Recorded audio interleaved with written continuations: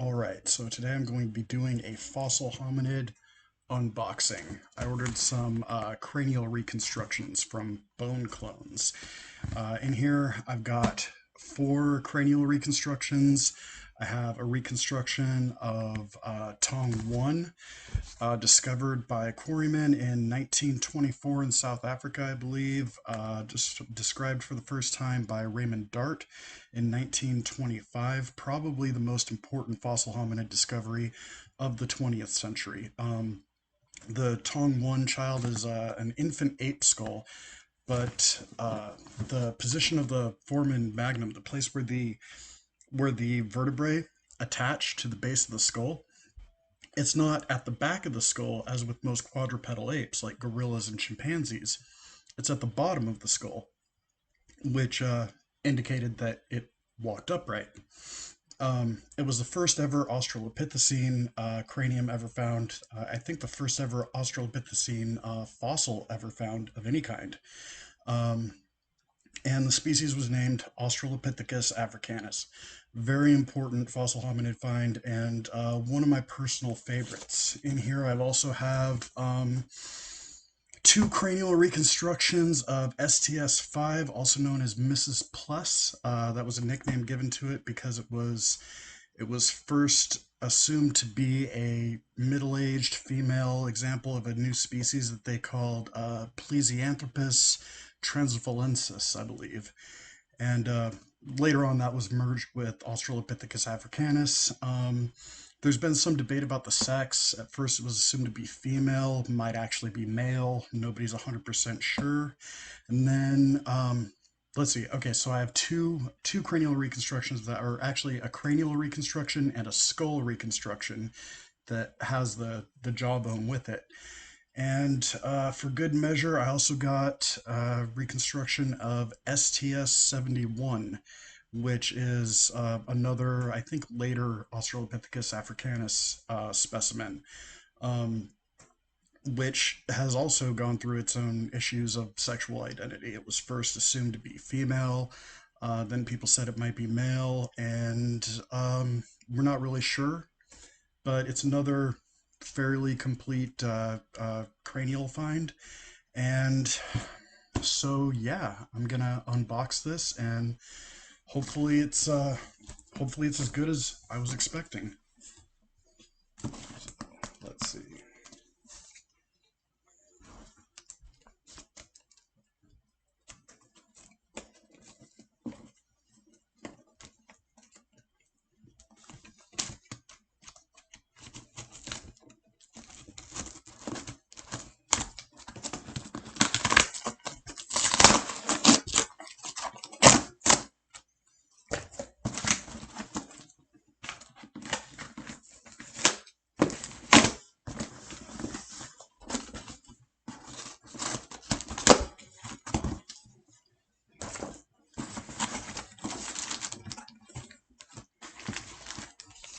All right, I got some kind of catalog with my order. That's pretty cool. Yeah, it's a catalog. That's pretty awesome. You can order stuff out of this. That's nice.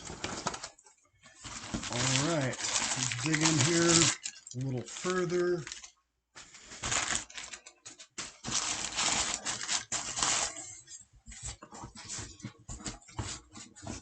And let's see. So I'm going to assume this little one here is Tong 1, aka the Tong child.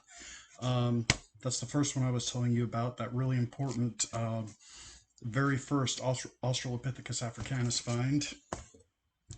I assume that's in the little box. Let's see. Oh, here's the STS5, and I'm pretty sure this is the cranium because it's one of the smaller boxes. It might actually be the next smallest box after the Tong 1. Let's see. Here's another STS5 in a bigger box. I'm betting that this is the skull reconstruction, not the cranium reconstruction, but the skull reconstruction, the one that contains the jaw.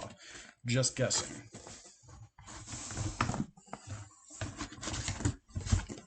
And then I assume this one is, yep, STS-71.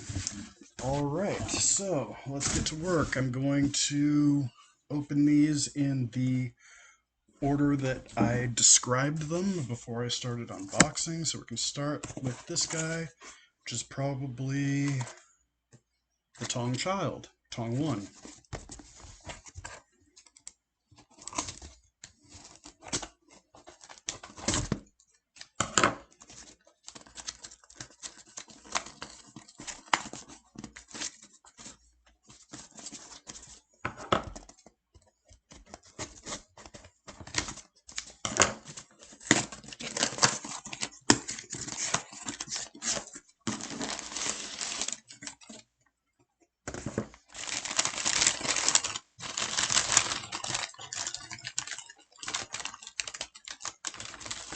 Oh,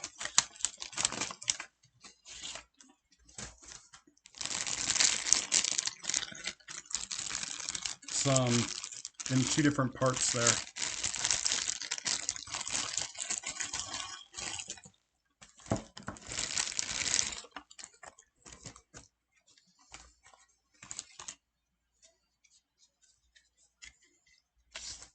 Looks like the brain.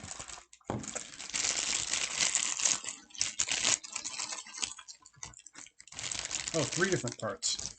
Okay.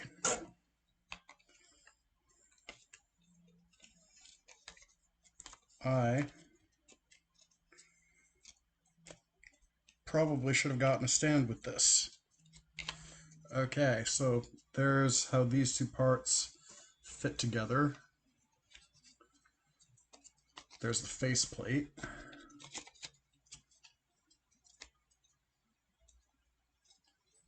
Beautimous.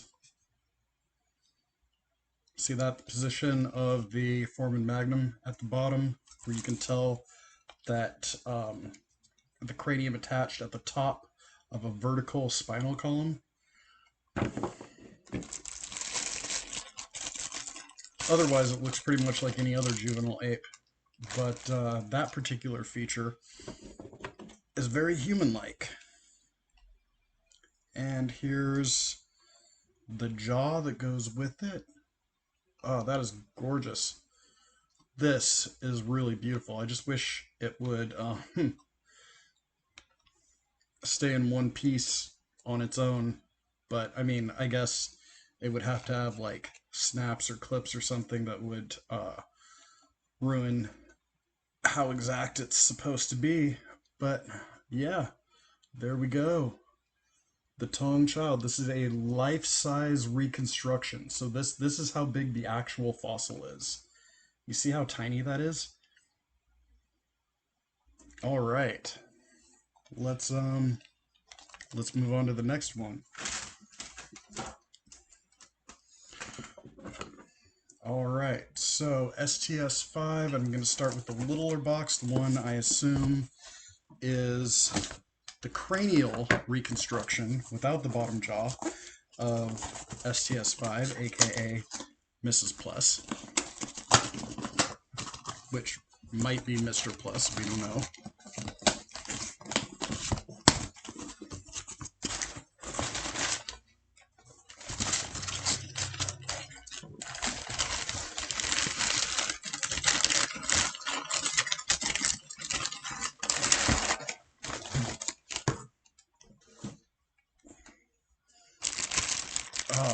Oh, look at this, look at this.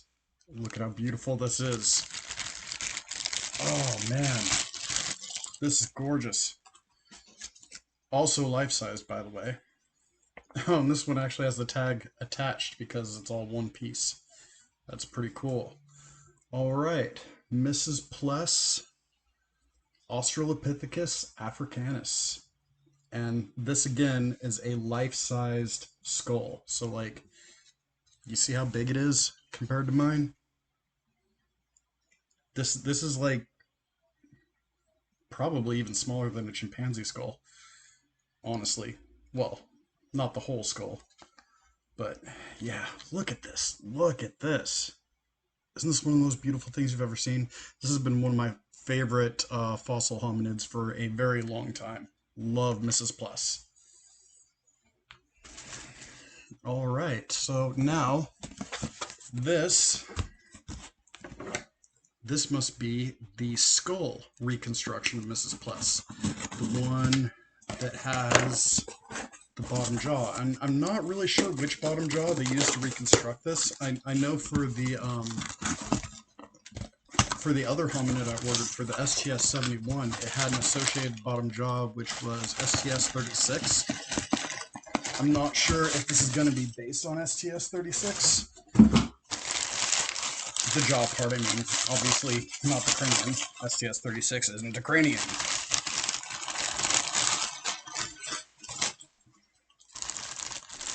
Oh, oh. Can you feel that anticipation? Oh, man. Oh, look at this. Look at this. Beautiful. Beautiful reconstruction. Oh, isn't that amazing?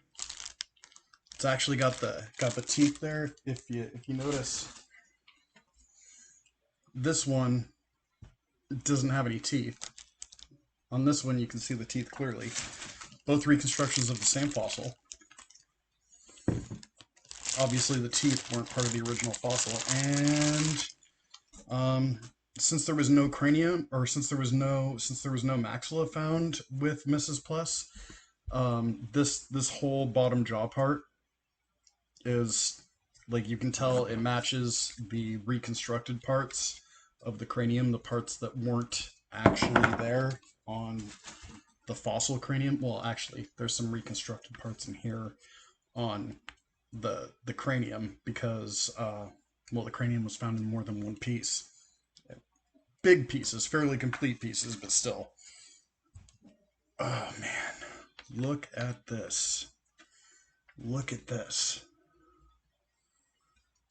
Australopithecus africanus, Mrs. Plus. Now, one of the reasons why they say it might be a male is because of how much the how much prognathis how prognathic it is. Pardon me. Um, the the mouth kind of pooches out there a little bit. Not quite as much as you would see like on a chimpanzee, but way more than on the fossil reconstruction that I'm about to unbox, the STS-71. All right, let's get to it. STS-71.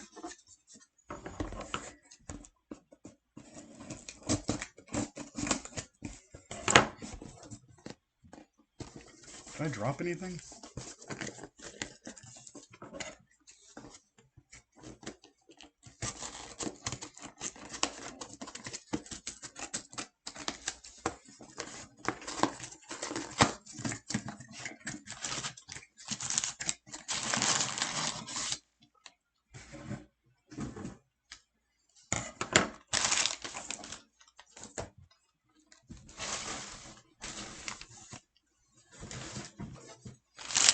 All right.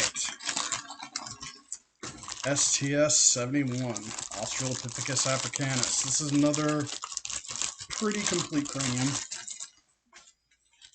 I mean, it might not look it at first. It looks like half a cranium, but if you look at which half it is, that is beautiful. That is remarkable. Now, if you compare the two, you'll notice that this one isn't as prognathic as the STS-5. The face doesn't stick out as much, which is one good reason to think that this one might have been female. Although, as I understand it, the size of the teeth and the heaviness of the jaw, which was not included here, that was originally under a different fossil hominid catalog number, like I just mentioned, STS-36. I don't have STS-36 here, but the size of the lower jaw and the size of the teeth were considered indicators that this might actually be male, in spite of the fact that the mouth isn't very prognathic. It's kind of flat. So yeah, let's see if I can I'm gonna read off the information that the company gave me about these. It came with little cards here. I'm gonna read them just a second. All right. Well, I have just torn my room apart looking for the tag that goes with the Tong child reconstruction, and yeah, I can't find it. So that got lost. Not even 5 minutes out of the box. That's unfortunate. But I'm gonna read the other. Well, I guess it's two, not three, because they're probably identical on the Australopithecus africanus STS5 reconstructions. Mrs. Plus. Okay. Says here 2.5 million years old. STS5 was discovered in 1947 by Broom and Robinson in Sterkfontein, Transvaal, South Africa. The discovery of this nearly complete cranium of a mature specimen led to a much more positive reception of South African Australopithecines as hominids. Originally thought to be a middle-aged female, STS5 is now considered by most to be male. I don't know about that considered by most part. That might be overstating it. But yeah, there is certainly disagreement now about whether or not it's male or female. Now, for the skull reconstruction of the same fossil, yeah, that's an identical tag. It says the same thing about the fossil. I thought it probably would. All right, now for the STS-71. Look at how gorgeous that is. All right, STS-71 says here 2.5 million years ago, discovered by Broom and Robinson in 1947 at Sterkfontein, South Africa. STS-71 was first classified as a female because the face projects so little, but its robustness and the size of the post-canine teeth suggested male. The small degree of facial projection in this male specimen raises the possibility that this area was populated by multiple hominid species. That's pretty interesting. So yeah.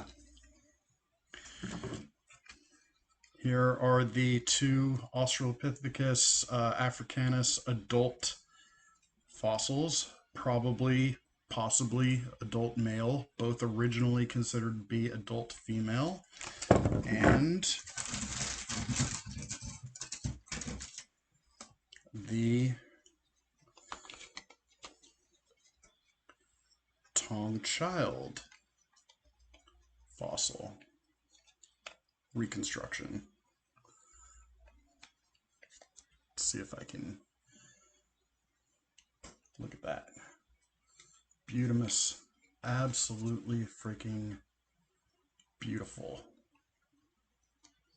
Look at that little Australopithecus africanus. Isn't it adorable?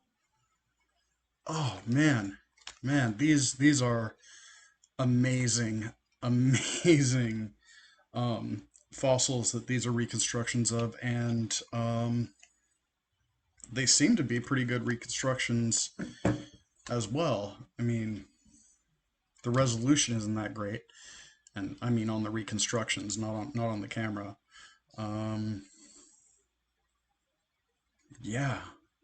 Yeah, these are beautiful.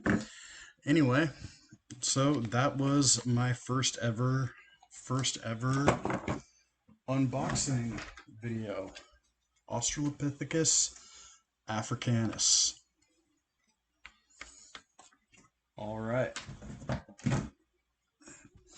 I'm gonna have to think of something to do with those. Probably gonna have to make a video about Australopithecus africanus here in the near future. Anyway, that's all I got for now. So, peace out.